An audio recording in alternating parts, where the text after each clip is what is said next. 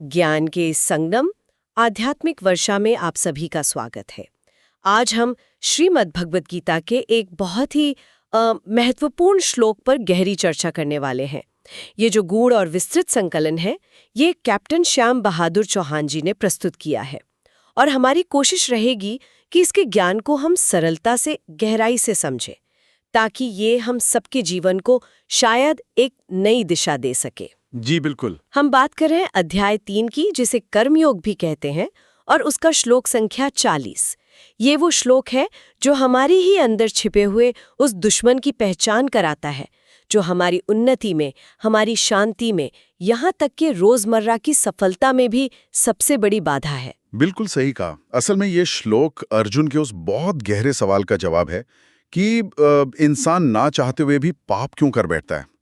ऐसी कौन सी ताकत है जो उसे सही रास्ते से भटका देती है।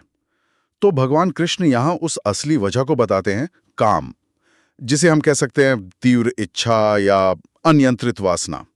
और सबसे जरूरी बात वो ये भी बताते हैं कि ये दुश्मन कहीं बाहर नहीं है। बाहर नहीं, हमारे ही अंदर, हमारे अपने सिस्टम में ही उसने घर बना रखा है। तो आज हमारी ये कोशिश रहेगी कि इस श्लोक को परत दर परत खोलें, इसके शब्दों का अर्थ समझें, इसके गहरे भाव को महसूस करें और देखें कि जो महान विचारक हुए हैं उन्होंने इस पे क्या रोशनी डाली है। और सबसे अहम बात कि आज के समय में हम सब के लिए, हमारे परिवारों के लिए इसका क्या महत्व है। तो चलिए इस विश्लेषण में उतरते हैं। तो सबसे पहले श्लोक को ही देखते हैं। संस्कृत में कुछ इस तरह है, इंद्रियाणि मनोबुद्धिर अस्याधिष्ठानमुच्यते एतैर्विमोह्यतेष ज्ञानमावृत्य देहिनम। इसको अगर आसान भाषा में समझें तो हमारी इंद्रियां, यानी देखने, सुनने, सूंघने की शक्ति, स्पर्श करने की, चखने की, ये सब, बिल्कुल, और हमारा मन जो सोचता है, महसूस करता है, और हमारी बुद्धि जो फैसला लेती है, विवेक करती है, इन्हीं को उस यानी काम विकार का मुख्य ठिकाना, मतलब अड्डा कहा गया है। जी, अधिष्ठान। और आगे कहा है कि इन्हीं तीनों के जरिए, इंद्रिय, मन और बुद्धि के द्वारा, ये जो काम विकार हैं, ये आत्मा के स्वाभाविक ज्ञान को, मतलब जो हमारा असली स्वभाव है, उसको पूरी तरह से ढक देता है, उस पर पर्दा डाल देता है, आवृत्त कर देता है। अच्छा। और इस तरह ज्ञान को ढककर ये शरीर धारण करने वाली आत्मा को, देहिनम को, बुरी तरह से मोहित कर लेता है। विमोह्यति, उसे बिल्कुल भ्रमित कर देता है, सही गलत की पहचान खत्म कर देता है। ये तो सचमुच चौंकाने वाली बात है। मतलब असली लड़ाई बाहर की दुनिया से उतनी नहीं है जितनी हमारे अपने अंदर चल रही है। बिल्कुल। और कमाल ये कि हमारा दुश्मन हमारे ही सबसे ताकतवर हथियार इस्तेमाल कर रहा है, हमारी सेंसेस, हमारा माइंड, हमारी इंटेलिजेंस। हाँ बिल्कुल, जैसे हमारे ही गार्ड हमारे खिलाफ हो गए हों। सही कहा। आपने एकदम सही पकड़ा। यही इस श्लोक का निचोड़ है। भगवान यहाँ हर इंसान को उसके असली अंदरूनी दुश्मन और उसके ठिकानों से वाकिफ करा रहे हैं। भाई, जब तक दुश्मन के अड्डे का पता ही ना हो तो लड़ाई कैसे जीतेंगे। हाँ, ये बात तो है। तो ये श्लोक उस दुश्मन का पूरा पता बताता है और उसका तरीका भी। वो इंद्रियों से बाहरी चीजों का आकर्षण पैदा करता है, मन में लालच जगाता है और बुद्धि को ऐसा घुमा देता है कि गलत भी सही लगने लगता है। ये समझने के बाद अब ये जानना और भी दिलचस्प हो जाता है कि जो अलग अलग समय के महान चिंतक हुए हैं, संत हुए हैं, उन्होंने इस श्लोक को कैसे समझा है। क्या उनकी व्याख्याओं में कोई खास बात है? हाँ बिल्कुल है। अलग अलग टीकाकारों की बातें हमें इसकी गहराई समझने में बहुत मदद करती हैं। जैसे आदि शंकराचार्य जी को लें, वो इस काम को ही अज्ञान का, मतलब इग्नोरेंस का मूल कारण मानते हैं। वो कहते हैं कि यही काम हमें अपना असली आत्मस्वरूप भुलाकर मैं ये शरीर हूं या मैं ये मन हूं, इस तरह के अहंकार में, देह अभिमान में फंसा देता है। अच्छा। और वो साफ कहते हैं कि जब तक कोई अपनी इंद्रियों, मन और बुद्धि को कंट्रोल में नहीं करता, तब तक इस ताकतवर दुश्मन को हराना नामुमकिन है। आत्मज्ञान के लिए ये पहली शर्त है। ताकतवर ना हो, पर अगर वो किसी मजबूत किले पर कब्जा कर ले तो फिर उसे वहां से निकालना बहुत मुश्किल हो जाता है। हाँ, सही बात है। तो वैसे ही ये काम विकार, ये तीव्र इच्छा शायद एक पल का आवेग हो, लेकिन इसने हमारे सबसे मजबूत किलों पर, इंद्रिय, मन और बुद्धि पर ही कब्जा कर लिया है, उन्हें अपना अड्डा बना लिया है। इसलिए ये इतना प्रबल लगता है। वाह, क्या उपमा है। जी। और स्वामी विवेकानंद का नजरिया तो बहुत प्रैक्टिकल और मोटिवेटिंग है। वो इसे सीधे सीधे विल पावर, आत्मबल से जोड़ते हैं। वो मानते थे कि असली शिक्षा का मतलब सिर्फ जानकारी जमा करना नहीं है। अच्छा, तो क्या है? असली शिक्षा है व्यक्ति की इंद्रियों, मन और बुद्धि को ट्रेन करना, उन्हें डिसिप्लिन में लाना, कंट्रोल करना। जब तक ये तीनों सधे हुए नहीं हैं, तब तक इंसान बाहरी हालात का गुलाम बना रहता है और आत्मज्ञान तो दूर, किसी भी फील्ड में सच्ची कामयाबी नहीं पा सकता। ये तो बहुत महत्वपूर्ण बात है। स्वामी अड़गानंद जी अपनी यथार्थ गीता में इस बात पर जोर देते हैं कि काम का मतलब सिर्फ फिजिकल डिजायर नहीं है। अच्छा, और क्या हो सकता है? किसी भी तरह की तीव्र इच्छा, चाहे वो पैसे की हो, नाम की हो, किसी चीज या इंसान से बहुत ज्यादा लगाव हो, ये सब काम के ही अलग अलग रूप हैं। और हर रूप में ये हमारे विवेक के उजाले को, हमारे ज्ञान के प्रकाश को वैसे ही ढक लेता है जैसे घने काले बादल सूरज को ढक लेते हैं। मतलब ये बहुत व्यापक है। जी हाँ, और गीता प्रेस गोरखपुर की जो सरल टीकाएं हैं, उनमें भी इसे हमारी लगभग सभी मुश्किलों और कमजोरियों की जड़ बताया गया है कि जब हमारा मन और बुद्धि इन बेलगाम इच्छाओं के असर में आ जाते हैं तो हम गलत फैसले लेते हैं, गलत काम करते हैं और नतीजा दुख होता है। अद्भुत। मतलब अलग अलग एंगल से, अलग अलग मिसालों से सभी ज्ञानी एक ही सच्चाई बता रहे हैं कि असली लड़ाई हमारे अंदर है। दुश्मन हमारी अपनी इंद्रियों, मन, बुद्धि में छिपा है और हथियार भी अंदर ही है, सेल्फ कंट्रोल, डिसिप्लिन और विवेक। तो अब सबसे अहम सवाल पर आते हैं। आज की ये जो तेज रफ्तार दुनिया है, इतनी तनाव भरी, इतनी मटीरियलिस्टिक, जहां हर तरफ से इंद्रियों को खींचने वाले, मन को भटकाने वाले हजारों साधन हैं, वहां इस हजारों साल पुराने श्लोक की क्या रेलेवेंस है? क्या यह आज भी उतना ही जरूरी है? देखिए, मेरा तो मानना है कि आज के युग में शायद इसका महत्व पहले से कहीं ज्यादा बढ़ गया है। अच्छा, कैसे? इसे कुछ पहलुओं से समझते हैं। पहला, मानसिक स्वास्थ्य के नजरिए से देखिए। आज समाज में हम जो इतना डिप्रेशन, एंजाइटी, स्ट्रेस ये सब देख रहे हैं, इसकी एक बहुत बड़ी वजह यही है, हमारी इंद्रियों और मन का कंट्रोल खोकर लगातार बाहर की चीजों के पीछे भागना। हाँ, ये तो है। Social media, ads, entertainment. बिल्कुल, ये सब हमारी इंद्रियों और मन को लगातार उत्तेजित करते हैं, नई नई इच्छाएं जगाते हैं। इस बाहरी शोर में इंसान अंदर की शांति से, अपनी आत्मा के सहज ज्ञान से बिल्कुल कट जाता है। मन इतना बेचैन और थका रहता है कि उसे ठहराव मिलता ही नहीं। ये श्लोक हमें जड़ की ओर लौटने को कहता है, अपने अंदर के इंसेंटिव्स को काबू करो। दूसरा, सामाजिक प्रभाव देखिए। आज का पूरा कंज्यूमर कल्चर इसी सिद्धांत पर टिका है। लोगों की इच्छाओं को भड़काते रहो, उन्हें महसूस कराओ कि उन्हें और चाहिए। हाँ, मोर इज बेटर वाला फंडा। वही, ये काम का ही एक संगठित रूप है जो हमें बेकार की चीजों के पीछे दौड़ाता है, हमें हमेशा असंतुष्ट रखता है। ये श्लोक हमें इस भारी मायाजाल को समझने और इससे ऊपर उठने की नजर देता है। बताता है कि असली खुशी बाहर नहीं, अंदर के कंट्रोल और शांति में है। ये तो बहुत गहरी बात है। तीसरा, आध्यात्मिक यात्रा के लिए। कोई भी इंसान जो आत्मज्ञान या ईश्वर के रास्ते पर चलना चाहता है, उसके लिए ये श्लोक एक साफ वार्निंग सिग्नल है।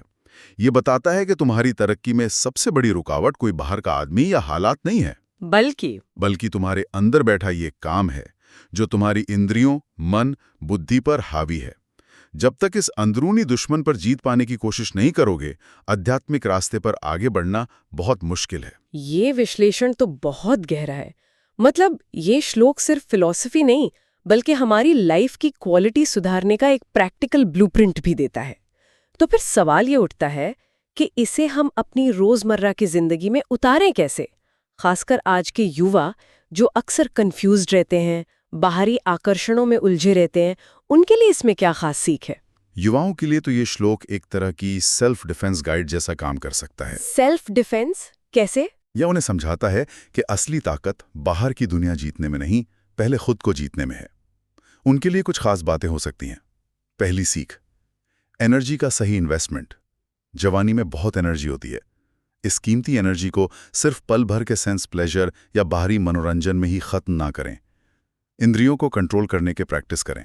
जैसे क्या देखना है, क्या सुनना है, क्या बोलना है, इसमें सोच समझकर फैसला लें। अच्छा, ये कंट्रोल उन्हें न सिर्फ नैतिक रूप से मजबूत बनाएगा, बल्कि उनकी कंसंट्रेशन और मेंटल पावर को भी बढ़ाएगा। और वो तो जिंदगी में हर जगह काम आती है ना? हाँ बिल्कुल। दूसरी सीख, बुद्धि का पोषण। अपनी बुद्धि को जो सही गलत का फैसला करती है उसे अच्छे विचारों से, पॉजिटिव नॉलेज से, इंस्पायरिंग लिटरेचर से, सत्संग से सींचें, उसे मजबूत बनाएं। एक तेज और साफ बुद्धि ही बाहरी आकर्षणों, गलत सोच और नेगेटिव ट्रेंड्स के जाल को काट सकती है। बुद्धि को दोस्त बनाएं, दुश्मन नहीं। बुद्धि को मित्र बनाना। और तीसरी सीख, मन की साधना। ये समझें कि मन अगर काबू में है, सधा हुआ है, तो ये आपका सबसे बड़ा दोस्त और हेल्पर बन सकता है। लेकिन अगर ये बेलगाम है, चंचल है, इच्छाओं के पीछे भागता है, तो यही आपका सबसे बड़ा दुश्मन बनकर आपको कहीं का नहीं छोड़ेगा। हाँ, मन की चंचलता तो बहुत परेशान करती है। बिल्कुल। इसलिए ध्यान, जप, स्वाध्याय या किसी भी पॉजिटिव काम में मन को फोकस करने की प्रैक्टिस बहुत जरूरी है। ये युवाओं के लिए वाकई बहुत साफ और एक्शन लेने लायक गाइडेंस है। और अगर हम इसे थोड़ा और बड़े पैमाने पर देखें तो पर्सनल लाइफ में शांति पाने से लेकर परिवार और समाज में इसका क्या पॉजिटिव असर हो सकता है? इसका असर तो बहुत दूर तक जा सकता है और बहुत पॉजिटिव हो सकता है। व्यक्तिगत स्तर पर देखिए, जब कोई इंसान अपनी इंद्रियों, मन और बुद्धि पर कंट्रोल करने की प्रैक्टिस करता है तो उसकी जिंदगी में अपने आप एक गहरी शांति, स्थिरता और आत्मविश्वास आता है। वो छोटी छोटी बातों से परेशान नहीं होता, उसकी डिसीजन मेकिंग पावर सुधरती है और वो ज्यादा संतुष्ट रहता है। हाँ, ये तो महसूस होता है। फिर पारिवारिक स्तर पर सोचिए, एक ऐसा परिवार जहां लोग अपनी इच्छाओं पर, अपने गुस्से पर, अपने लालच और मोह पर थोड़ा कंट्रोल रखना सीख जाएं। तो क्या होगा? क्या वहां झगड़े, तनाव, मनमुटाव कम नहीं होंगे? जरूर होंगे। जब लोग अपने अंदर के विकारों पर काम करते हैं तो परिवार में आपसी समझ, प्यार, सहयोग का माहौल बनता है। घर एक तरह से तपोभूमि जैसा बन सकता है। घर तपोभूमि, ये बहुत सुंदर विचार है। और समाज और विश्व स्तर पर सोचिए, अगर समाज के ज्यादातर लोग सेल्फ कंट्रोल्ड हों, अपनी बेलगाम इच्छाओं और लालच पर काबू रखना जानते हों, तो क्या समाज में करप्शन, क्राइम, हिंसा, शोषण और अशांति कम नहीं होगी? हाँ, बिल्कुल होगी। ऐसे ही संयमित और विवेक वाले नागरिक एक स्वस्थ, नैतिक और शांतिपूर्ण समाज की नींव रखते हैं। असल में ये वर्ल्ड पीस का एक बहुत प्रैक्टिकल और बुनियादी तरीका है, शुरुआत इंसान से करके। बच्चों को ये गहरी बात समझाना शायद थोड़ा मुश्किल हो सकता है।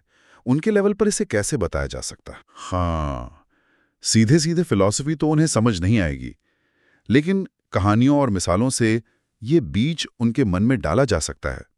जैसा कि स्रोत में एक अच्छा उदाहरण दिया गया है, घर के भीतर का चोर की कहानी। अच्छा, वो कैसे? हम बच्चों को बता सकते हैं कि देखो, तुम्हारा ये शरीर एक सुंदर घर जैसा है। इस घर की रक्षा के लिए भगवान ने तुम्हें 3 खास पहरेदार दिए हैं। तुम्हारी आंखें, कान, जीभ वगैरह इंद्रियां, तुम्हारा सोचने वाला मन और तुम्हारी सही गलत बताने वाली अकल, बुद्धि। ये बहुत अच्छे पहरेदार हैं। ठीक है। लेकिन एक बहुत चालाक चोर है जिसका नाम है लालच या बुरी इच्छा। वो चुपके से घर में घुस आया है और उसने इन पहरेदारों को ही बहला फुसलाकर अपनी तरफ मिला लिया है। अरे! हाँ, अब ये पहरेदार उस चोर के कहने पर तुम्हें गलत सलाह देते हैं, जैसे होमवर्क छोड़ो, टीवी देखो, मम्मी से झूठ बोल दो, जिद करो तभी खिलौना मिलेगा। तो गलती पहरेदारों की नहीं, उस चोर की है जो उनके पीछे छिपा है। तो हमें क्या करना है? हमें अच्छी बातें सुनकर, प्रार्थना करके, अच्छे काम करके अपने इन पहरेदारों, इंद्रिय, मन, बुद्धि को फिर से मजबूत और समझदार बनाना है।